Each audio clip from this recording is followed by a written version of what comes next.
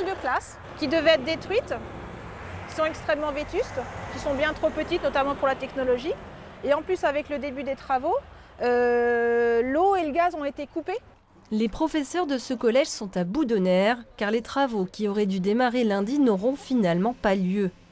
Quand on est à 30 élèves par classe, les premiers ils ont presque le nez sur le tableau et les derniers ils bloquent la sortie de secours.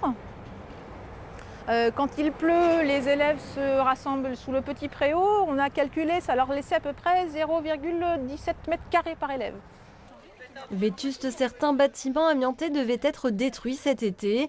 600 000 € de travaux avaient même déjà été réalisés pour de nouveaux parkings et une nouvelle cour inutilisable en l'état. On trouve qu'il y a un gaspillage en fait, de fonds publics absolument gigantesque. C'est un gouffre ce collège, puisque ça fait 15 ans qu'on nous promet une reconstruction et donc qu'on rajoute uniquement du provisoire. Des constructions, reconstructions pour 18 millions d'euros, visiblement trop cher pour le conseil départemental qui recule, alors que 5 millions d'euros étaient inscrits au budget 2015.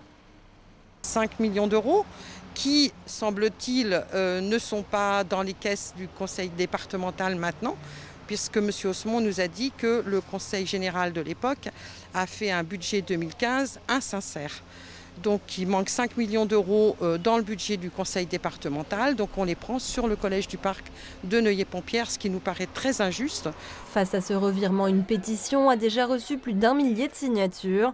Interrogé, l'élu en charge des collèges au conseil départemental n'a pas souhaité, lui, répondre à nos questions aujourd'hui.